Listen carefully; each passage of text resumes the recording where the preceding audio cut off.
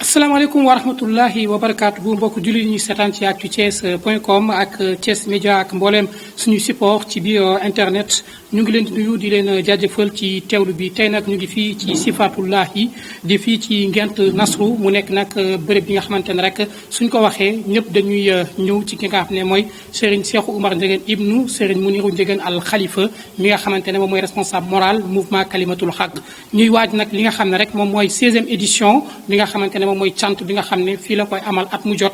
booba léegi nag tey ñu war ci am benn plateau spécial ci teewaayu ñi nga xamante ne rek sama càmmoñ Serigne As Ndiéguène ibnu Serigne Mounirou Ndiéguène al Khalifa moom it waaye sama ndeyjoor ki ci nekk muy oustaz Diouf moom it dëkk fii ci Taxikaw nekk kenn rek ci ñi nga xamante ne ni bokk nañ ci ñi sëñ bi tàggat ba tey ñu egg fi ñu yegg dañuy bàyyi rek ki nga xamante ne moom mooy Serigne As Ndiéguène mu nuyoo ak mbokki xarit yi ñu seetaan asalaamaaleykum wa rahmatullah. aleykum salaam wa rahmatullahi taala wa barakatuhu di wax ni ñu ngi nuyu mbokk jullit yëpp di tàmbale suñu kàddu ci aouzu billahi min ashaitan rajim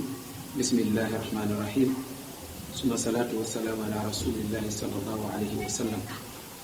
di leen fay nuyu di ñaan yàlla subhanahu wa taala mu defal nu jàmm ñun ñëpp defal ko jullit yëpp ci baaxu yonent bi sallallahu alayhi wa sallam di nuyu sunu sëriñ sunu wasila Mouhamad Mounirou Ndiéguène di xalifa Alaaji Ahmad Baro Alaaji Mouhamad Ndiéguène ak rakkam yëpp waaye di nuyu sunu sëriñ sunu wasila sunu yaakaar muy Cheikh Oumar Ndiéguène ibnu sëriñ Mounirou Ndiéguène di ko ziyaar di ñaan yàlla doon jàmm loolu sutura si baaxu yoon ci Yàlla Muhammad sallallahu alayhi wa sallam. dañuy jox kàddu gi oustaz Pape Diouf mu nuyoo ak mbokki xarit Pape Diouf mu nuyoo ak mbokki ñi seetaan. alhamdulilah hamdan kasiran tayyiban mubaarakan fiihi fa ba'du asalaamaaleykum wa rahmatullahi taala wa barakaatu. ginnaaw ba ñu santee yàlla ñu ngi si sangam yoon ci yàlla Muhammad ñu ngi sant suñu ñaari waajur di nuyu suñu sëriñ Cheikh Oumar Ndiéguène Zeynuddin Umatul Islam yaa saaxibal bayaan di ko nuyu yàlla guddal fanam di nuyu tamit nga xam ni moom lañ bokk ak émission bi di Alaaji Moodu ñu koy nuyu di ko jox wàccuwaay di nuyu tamit nga xam ni may présenté émission bi di koy nuyu moom tamit di nuyu nga xam ni moo nekk si bopp Kalimatul Haq di président Kalim Samb Sey di nuyu képp koo xam ne teew na fii rek ngir teew mbir mi rek di nuyu tamit ki nga xam ne mooy technicien yi nga xam ñoo nekk si xarala bi di doxal lépp muy jaar yoon kon di ko defee asalaamaaleykum wa rahmatullahi taala wa barakatuh. mbokk yi xarit ñi seetaan loolu rek mooy kàddu nuyoo yi suñu laaj bu njëkk nag dañ koy jubóo rek ci ki nga xamante ne mooy Serigne As Ndiéguène Serigne As dañ lay nuyu ginnaaw bi nga nuyoo jotaay ba noppi ñu bëgg rek nga ñëw tey ci ki nga xamante ne mooy cant bi nga xam ne yéen a ngi koy def fukki at ak juróom-benn ci ren cant bi lan mooy ëllëg. alhamdulilah rabbil alamin cant gi ñu ngi sant yàlla bu baax bi nu yàlla dimbalee nu bokk ci ñi bokk def cant gi ànd koog suñu sëriñ Cheikh Oumar nga xamante ni yàlla ci loxoom la ko jaarale tey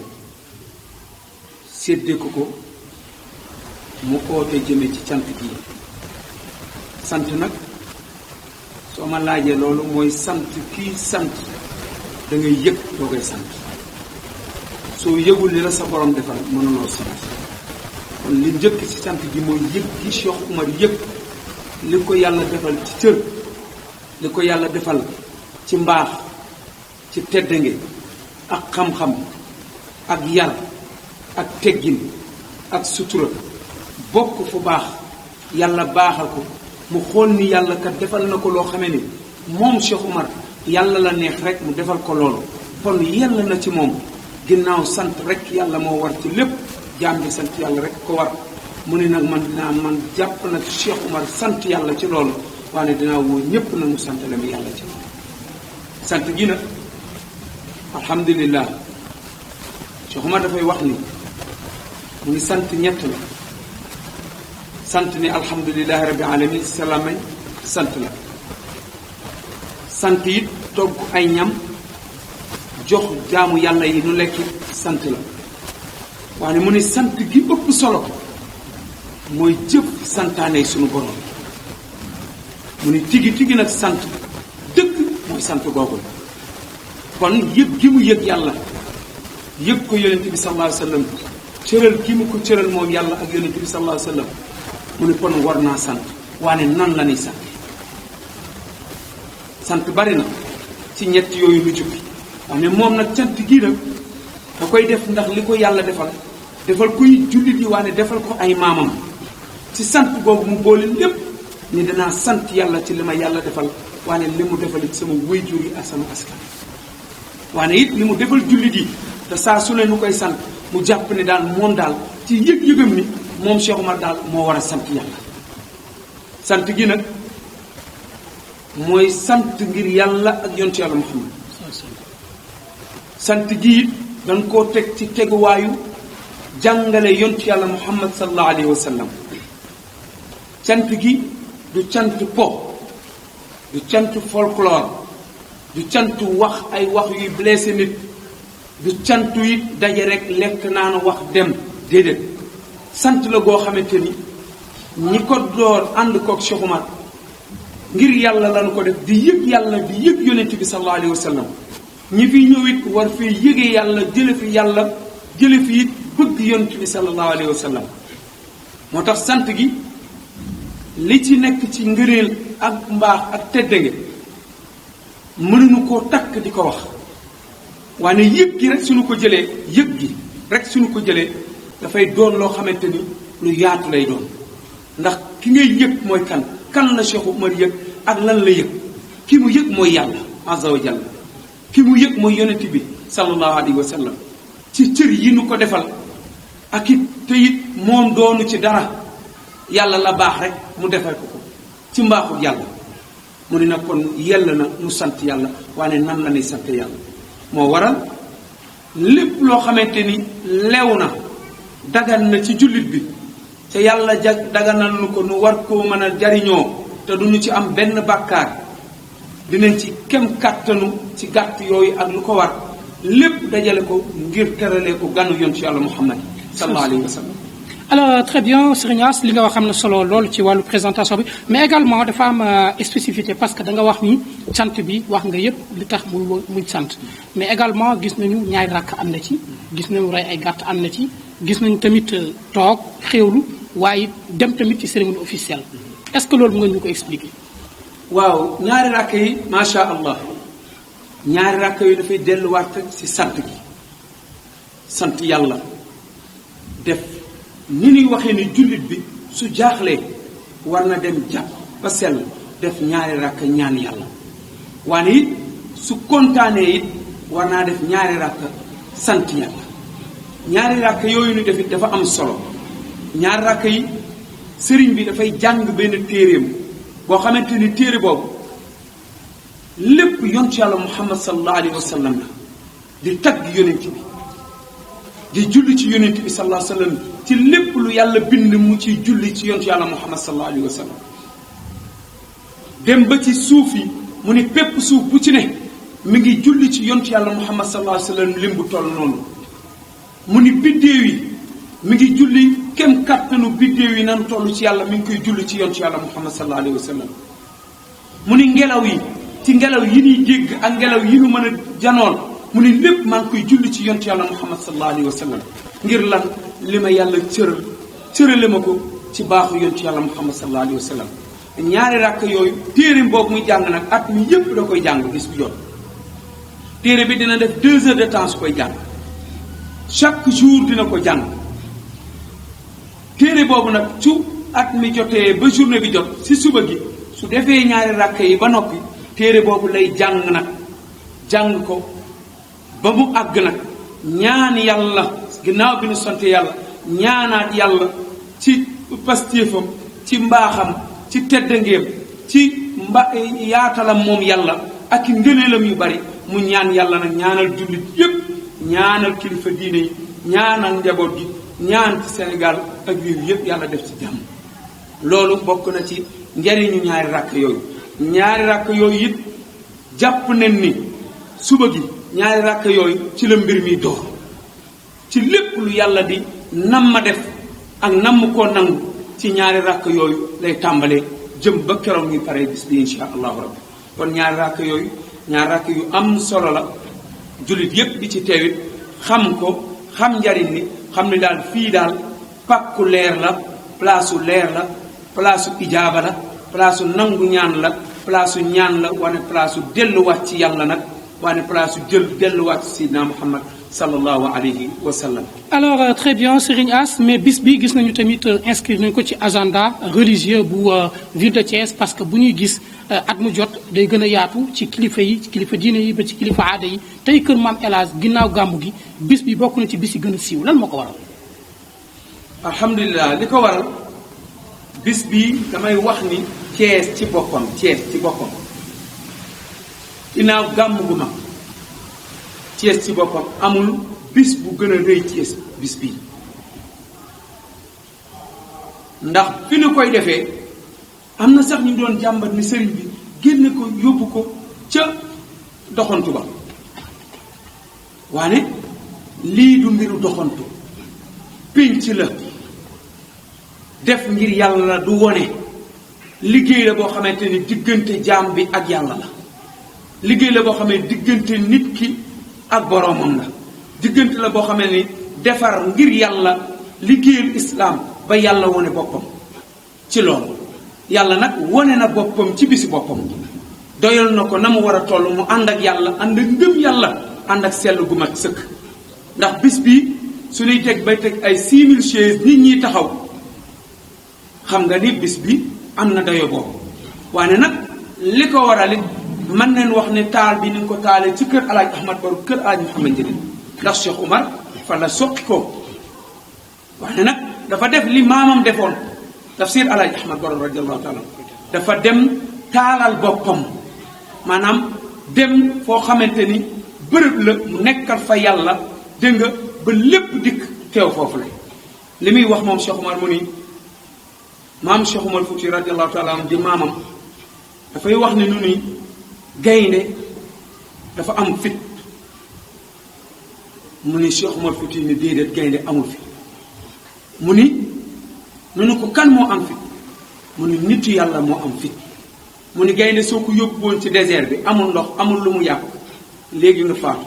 mu ni nitu yàlla mooy dem fekk fu dara newul mu toog fa ba yàlla indi lépp foofu mu ni kooku mooy ki am fit. très bien macha allah loolu am na solo alors bu ñuy wax loolu bëri na ay firnde ci li nga xam ne rek wax nga ko ci suñu maam di Cheikh Oumar Fouti radiallahu taala anhu mais tey bu ñuy wax Serigne As li nga xamante ne ginnaaw cant bi ak ki ni mel lan moo waral ngent sifaatullahi parce que ngent ñu daan dégg ngent extension ngent nasru mais tey ñu ngi wax sifaatullahi ba mu nekk ci adresse postale yi. alhamdulilah santati yàlla rek li Serigne Omar di wax ni lépp lu nu yàlla defal kon ni koy sante waat yàlla. sifaatullahi Cheikh Oumar bi ko yàlla indee fii mu ñëw bi mu ñëwee dafa tuddee gox bi sifaatullahi muy melo yi sunu borom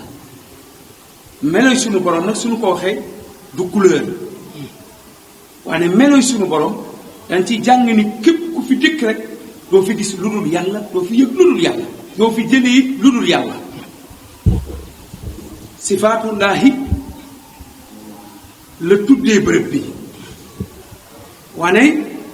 maam Cheikh Oumar Fouti radiallahu taala anhu moo tuddee tur woowu moo ko jël ni sëriñ bi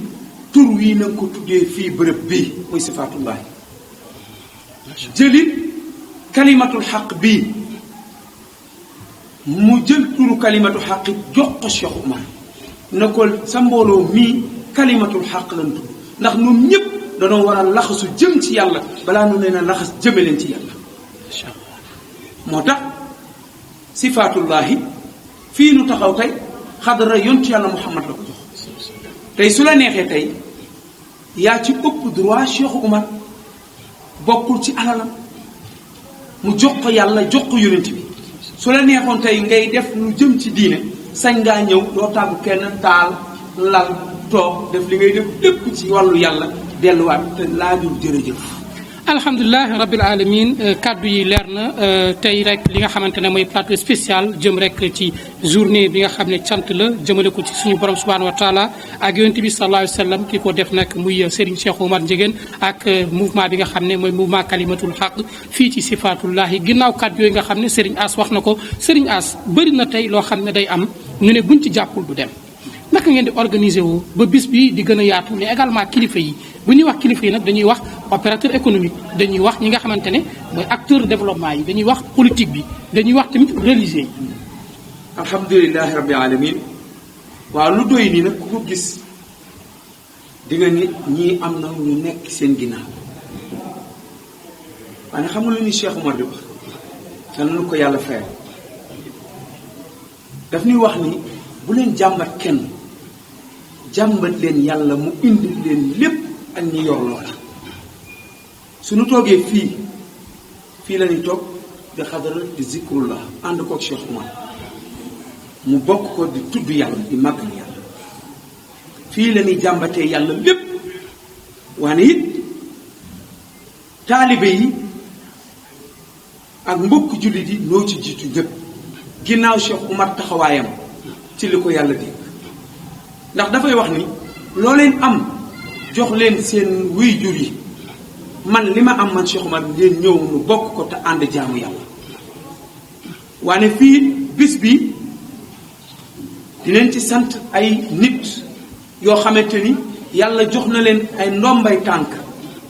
ci réew mi pour nu doxal jàppale ñi nga xamante ni ñooy taxawal islam préfet dañ ko sant bu baax gouverneur dañ ko sant bu baax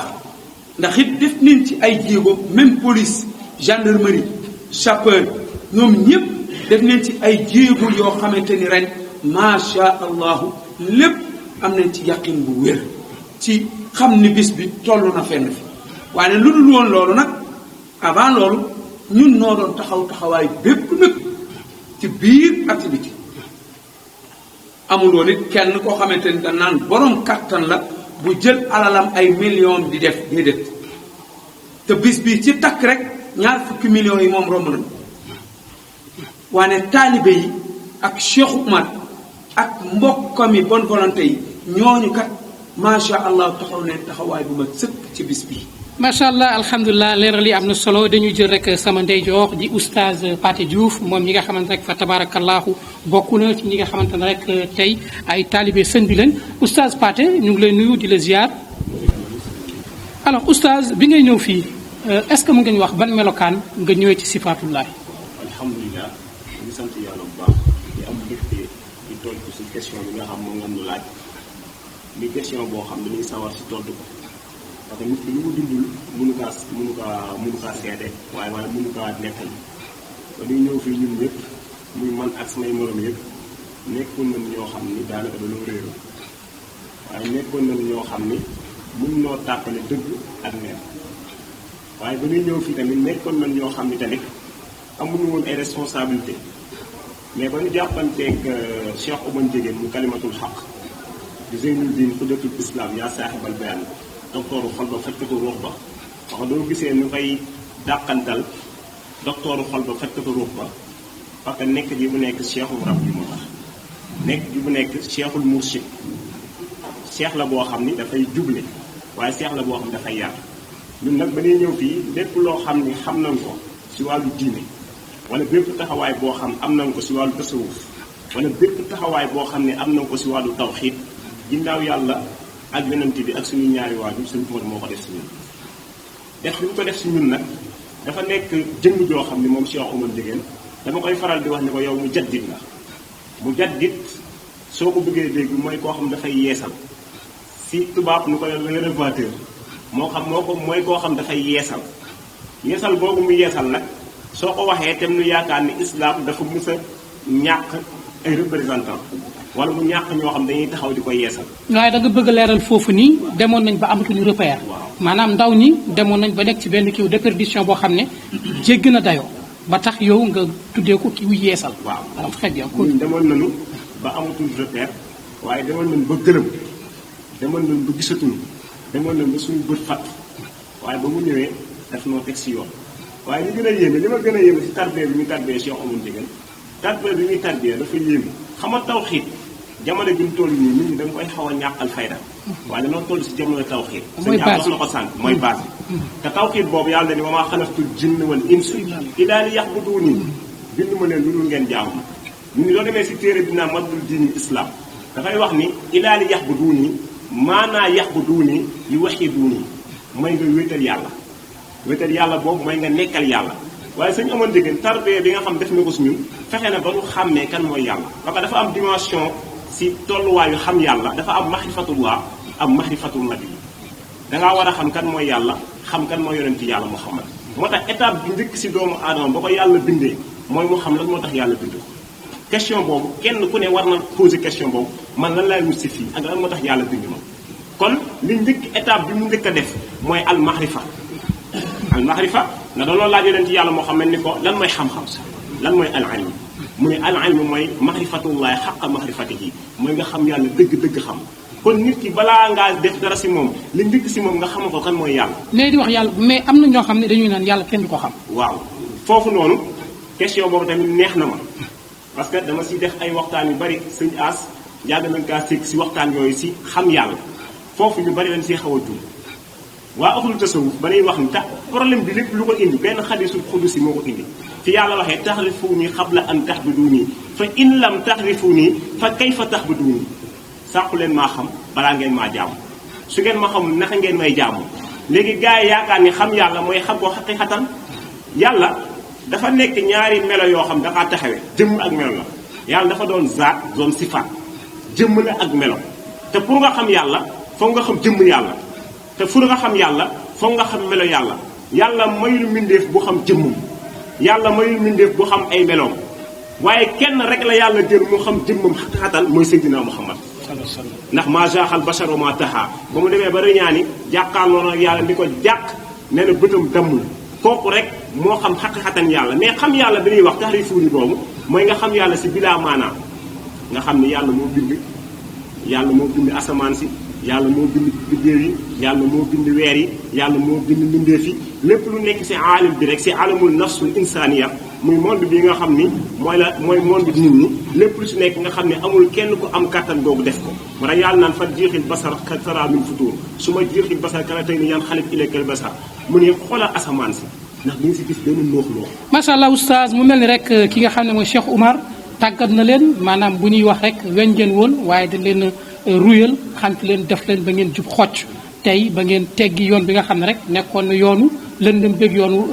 réer bi alors tey booy méngale sa bopp ak tey suñu génération parce que ñoo bokk génération tey li nga gis ci li nga xam ne rek ñu ngi koy wax ci yàqu-yàqute yi maanaam dégradation des mœurs maanaam ci jikko yi tamit également aada bi nga xam ne rek xaw nañu koo puus ba sax sànq wax nga ahlul tasawuf mais tamit ñu gis ñeneen ñoo xam ne tey doyadal nañ la nga xam ne ñun ci lañ judd suñuy maam juddu ci maam Abdou Aziz Sy radiallahu taala anhu daan na ko wax moytu leen borom téere yu weex yi alors foofu rek laa bëgg nga xuus tuuti ñëw ak sifaatullahi ak Cheikh Oumar ak mouvement bi.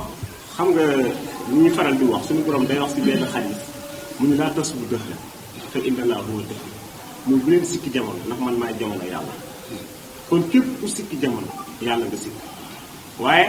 ci côté bi yàqu-yàqu bi am si àdduna bi gis nga dafa am benn dimension boo xam si maqaarimul axlaaq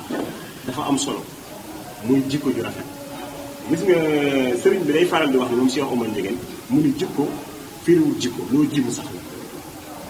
la te tubaab day war faral di wax le bonheur présent nekk la récompense des travaux passés muy liggéey bi lépp du rafetee mu ne suñu mag ñu baax ni ñoo ko rafetal te suñu mag yooyu arme bi nga xam moom lañ yoroon ba defar àdduna mais maqaarimul axlaaq la yooyu suñu maam Sëriñ Tuubaa suñu maam Cheikh Ahmad Fouti Tall suñu maam Alaaji Ahmad Baro suñu maam Alaaji Mouhamad Ndiéguène suñu maam yu baax yooyu arme bi mu yoroon doon dëkk Seydina Muhammad mooy maqaarimul axlaaq yoon dafa ñëw ni innama buxistu li uttamima al maqaarim al axlaaq yàlla daf ma yebal man Seydina Muhammad ngir ma mottali jikko yu tedd yi xam nga loo siy dégg ba islam bi ñëw jikko bu tedd ñàpp fi woon ne mais yoon dafa ñëw ngir mottali jikko yu tedd yooyu mais dañoo dem ba jamono dem na ba nit ñi xàmmeetuñu lu baax ak lu kon xam nga duñ tollee foofu rek kon nekkatuñu ay nit te dañoo doon al insaan doo ko déggee doomu aadama mooy nit nit nag xam nga la may garabam nite fa'tabiru yaa ulul absar la wax na ngeen xalaat mun ko ñëppay xalaat yàlla mun déedéet ñi am capacité mën a réfléchir kon nit ki doo demee ba amatoo alxaqlu muy la conscience tranquille wax yooyu dafa waxoon alxaqlu aslu diin mu ne xel mooy sama cosaan diin saa boo demee ba sa xel lënt wala nga réer doobaa da ngay def yëfu bàyyi ma jamono ji nag toll nañ ci jamono goo xam ne nit ñi nekkatul defatul jëfu nit mais jëfu bàyyi ma lañuy def jëfu bàyyi ma nit ñi def actuellement loolu nag li ko mën a defal nag du leen di nga wax saan di koy yàq yooyu foog nit ñi dellu si jàngale Seydina Muhammad wax yonente bi li mu fi indi képp ku ko topp am jàmm képp ku ko dëddu dajanteeg meru yàlla moo tax ba Cheikh Omar ñëwee ba tey si loolu si maqaarimul axlaa boobu dafa ñëw xamal nu ni juróom benn sëriñ moo am ba képp ku topp juróom benn sëriñ yooyu kenn rek moo si baax benn sëriñ bi rek nga mën a topp mu yóbbu la si maqaarimul axlaa mu ne am na cheikhun cheikhu zaman cheikhun seyxahu axlaam cheikhun cheikhahu seytaan cheikhun cheikhahu aqlaam dafay eggale nit ñi si yàlla fekk sëriñ boobu ay maasam moo ko def sëriñ ànd ak ay nit rek nga defal la propagande ba def mën la nga yor tuuti koppar quoi am benn kii bi rek ñu commencé la jam la benn turu kii waaw saxatal si ci fuddan ko ñu ëxlul tasawuf laa bokk nee na kooku ay moroom noo ko defal promotion ba mu nekk sëriñ exemple du sëriñ amaat am na ñoo xam ni ñoo defandoo enfance mais defandoo enfance dañoo tourné topp si ginnaawam du fekkoon matu ko du ko topp parce que néew na nit nga bokk moom génération du fekkee gisul si yow maqaarimul axlaa bu dëgër du la topp mu néew itam nga bokk ak nit sax ndey ak baay mu topp la tey exemple mu ngi fi exemple alaaji moom moo topp si sëñ Amar mais la mu gis si sëñ Amar ba topp ko doful xam na ni bagage mi ngi fi te bëgg na ñam la gaay ñam te ku bëgg a ñam la gaay ñam foog nga jaar fa gaay jaar te ku bëgg a jaar fa gaay jaar doo mën a egg fa gaay egg très bien macha allah alors ñu bëgg rek nga wax ñu ci organisation bi naka ngeen di def pour at mu jot rek maanaam tey budget bi ëpp na 20 millions da ngeen di cotiser alors ba ñaar fukk téeméer wala sëñ bi day poñe ne leen il faut ngeen indi ku ci nekk sas naa la nangam wala nan lay demee. waaw foofu tamit stratégie bu yéeme la kalimatul xaq di doxee xam nga kalimatul xaq moom li ma laaj rek kon si émission moo def lu ma lan mooy signifié kalimatul xaq ma ne alkalima mooy baat alxaq mooy dëgg kalimatul xaq nag moom mouvement la boo xam dëgg moo ko am waaye tamit dañuy def si xarañ parce que jamono bii dañoo toll si jamono xarañ. organisation bi ñuy organisé wu ba lii du taxaw nekkul leen lu stratégie parce que dafa am ay mbir yoo xam ne dañ ko taxawal si mouvement muy ay cellules yoo xam ne ñu ngi si gox yeeg goxaat yi cellule bu ne am na président ak vice président te teewul mouvement au nom du mouvement am na président boo xam moo jiite mouvement bi mais loolu ay cellule la mais cellule bu ne am na ay membre bu ne du sasuñu kenn waaye jaayante la xam nga yoonu yàlla kenn du sas kenn mais maanaam li ngeen fi fekk jaral na leen ko ba nga xam ne moom loxo ci poos la waaw loxo ci poos la waaye jaayante boobu dañuy ñëw ñun ñoo jël engagement ni dañuy bokk si mouvement kalimatul xaq ñu ngi def bis boo xam ni ñu ngi ko jagaleeg yàlla ak yonent yàlla moo xamal ñu ngi bis boobu képp ku si def sa gërëm suñu amal ne joxoo ma ko de joxoo ko alaaji Móodu de joxoo ko président Samba Seyde yaa ngi ko defal yàlla ak yonent yàlla moo xamal ñi bokk nag si mouvement bi xam ni loolu mbuuraake la boo xam ni képp ku si am doo ko musee ëllëg yombal xeer bi nga xam mus nga mbuuraake yonent yàlla Muhammad. très bien oustaz dañuy dagg foofu rek mais yëre yu weex yi ak col yu vert yi léeg-léeg nga gis sax léeg-léeg nga gis ñoo xam ne dañ ciy wax ne duñ jógee sol ay kii mel ni ay malayka bon di ñu jéem a kii jaxaseeg suñu borom nangam ak nangam dañ koy wax parce que tey jamono jooju lañ toll adduna boobu lañ toll tranquillement da nga ci yàgg. waaw yëre yu weex yi moom ñëpp a xam ni weex symbole la boo xam ni symbole bu dal xel la. donte vert mooy couleur islam. kon sama gars yi nañu ko déglu. vert mooy couleur islam. mais yëre bu weex ñëpp xam na ni yëre la boo xam ni tàmm nañ ko si kuy jaamu yàlla muy sol lu weex. muy sol lu weex bañ na ko mag ñu baax ñu ngay gis suñu moom Alaaji Maalik ay suñu maam suñu Tuubaa da ngay gis couleur boobu bu ñu ko fonkoon trop. parce que dafa nekk couleur boo xam dafa symbolique si islam waaye col yi nga xam moom la ñuy koloo boobu ndigal bi lu wàllu zaahir mbiru baatin la parce que ñëpp xam na ni Cheikh Omar Diegane su ñuy wax si cosaanam asloom wala asaas ba fondation ba ñëpp xam na ni am na relation ak suñu maam Cheikh Omar Fouti Tall suñu as wax na ko sànq parce que sànq dafa wax boo xam waxu baatin la waaye dafa laaj dégg-dégg nee na mouvement bi suñu maam Cheikh Omar Fouti Tall moo ko tuddee kalimatul xaq bërëb bi nga xam ne mooy sifatullahi man baaxlu irfaani wa sixbihi tuuba wa tuuba li man tawajaha dalil muy bërëb bii nga xam fii la nekk tey maam Cheikh Omar Fouti Tall moo ko tuddee waaye kol yooyu tamit na mu tëddee sa kalimatul xaq tëddee ko sifatullahi maam Cheikh Omar Fouti Tall moo jox ndigal ni képp ku bokk si mouvement kalimatul xaq na ngay kol moom nag moo xam lu mu si namm te kol yooyu daanaka ñi koon koloo mooy ñi nga xam dem nañ ba mokkal alquran bu wattu alquran doon xaafisu quran ñoom ñoo koon koloo waaye bu mouvement bi taxawee mu Cheikh Omar Ndiéguène sa gars yi yëkkati baatu laa ilaaha illallaah saa bu ñuy ñëw nañ jël ko ba def ko muy seen symbole xamal tax parce que alquran boobu baatin boobu mooy laa ilaaha illallaah mooy laa ilaaha illallaah macha allah oustaz vraiment affaire bi am na solo temps bi dafa xaw a gàtt rek pour rek ñu mun fi leeral lu bëree bëri mais également dañuy ñëw ci benn maanaam dañu bëgg tamit ñi ñuy déglu ak ñi ñuy seetaan xam man dama lay laaj tey li nga xamante ne rek moom mooy wàllu sangu set parce que ñu bëri dañuy interpeller ci réseaux sociaux yi di ñu wax léeg-léeg ñun ñi di ñu inbox di ñu ko laaj mu nekk nag jafe-jafe parce que gis nañu bon du ma waxuma ci kilifa yi wala ñu nekk ci rajo di waaraate mais bokk na ci yi nga xam ne defe naa moom mooy buntu bi parce que tamit laab bon vraiment bëgg naa nga tojal ñu foofu rek laata ñuy tëj. waaw li nga laaj ci sangu set loolu tamit dañ ci sawar a tontu wax dañ di kersa ñaar la bi nga xam ni xamul laajoo ak bi nga xam ni dangaa am kersa ñaari kersa yooyu waaw bi nga xam ne xamoo laaj ñu loolu rëy na loolu da ngay yóbbu si rëy am na ñoo xam ne mën noo sangu set mais am nañu complexe dem si ku mel ni Alaaji Moodu wala dem si oustaz Ablaye wala si dem si koo xam ne yàlla daf dox mu borom xam-xam mu ko jàngal ma ni ñuy sangoo set te ak tahaaratu muy laab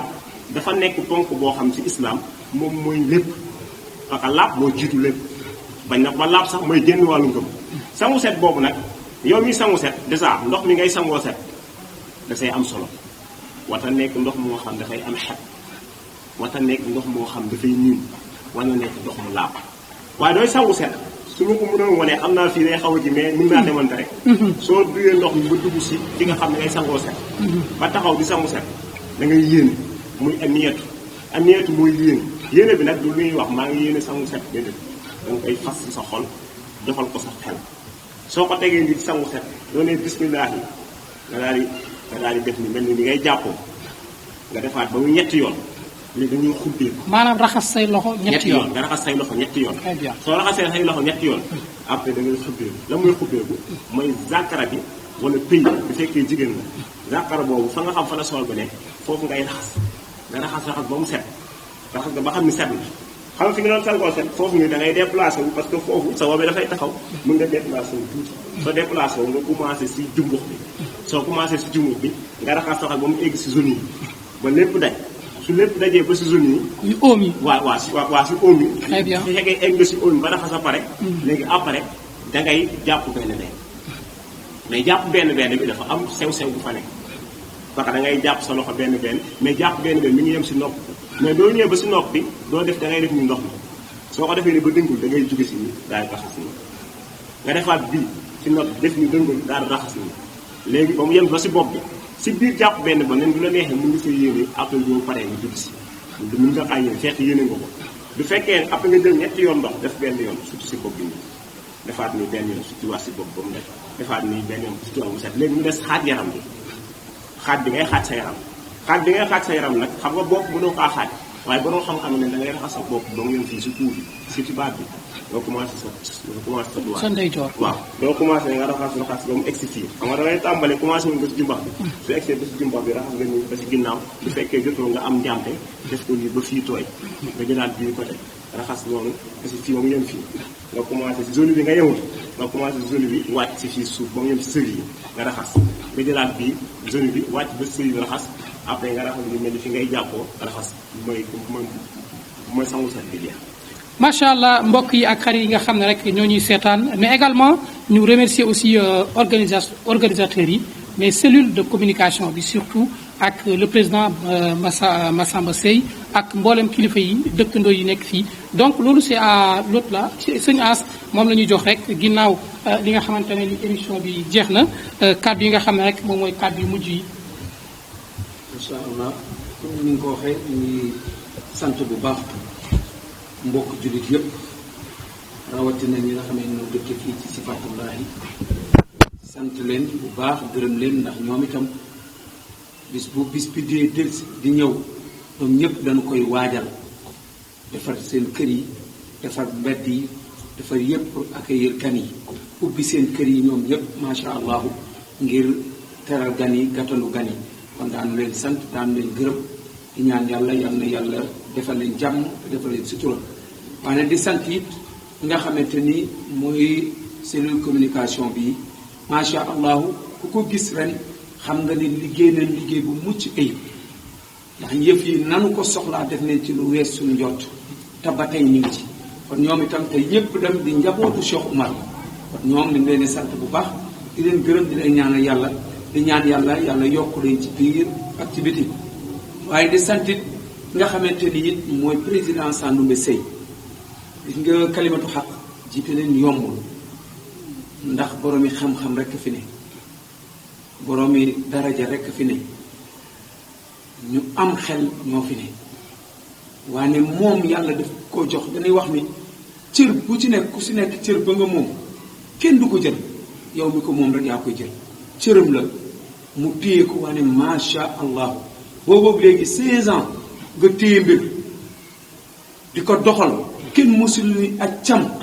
jàmbaar la macha allah kon moom ñu ngi koy sant di ko gërëm di ko ñaanal yàlla yàlla defal ko jàmm yàlla defal ko sutura ci baaxu yonent bi sallallahu alayhi wa sallam waaye it dinañ leen sant yéen itam seen taxawaay boobu ba léegi it yéen a ngi jàpp ci ñun ngir lépp baax lépp jag lépp àgg fépp ndax njariñ su fekkee ni dafa am ci biir li Cheikh Oumar di wax ni su fekkee ni da nga gis njariñ loo xamante lay jëme ci yàlla tax njariñ rek la mu ne dafa mel ni rek nga fekk bërëb bu am lem te nga soxla lem looy def da ngay waaxu rek dugal sa loxo cap daal di soxla jël la nga soxla delluwaat waaye yéen itam seen apport macha allah sant nañ la ci gërëm leen bu baax a baax a baax di ñaan yàlla dooli jàmm yàlla dooli sutura. très bien benn question bu ndaw rek buñ ma envoyé léegi ci WhatsApp bi dañuy laaj ñu ni lan moo waral mouvement Kalimatul Haq cant bi du ko parrainé kenn. jërëjëf kooku laaj na lu am solo. ndax wax naa ko ca télé bii di Mourchid man leen kenn amul dayoo ak maqaama nu parrainé la bis bii kenn amul dayoom ak maqaama yàlla rek moo am dayoom ak Seydina Muhammad sallallahu alayhi wa sallam ndax xam nañ ni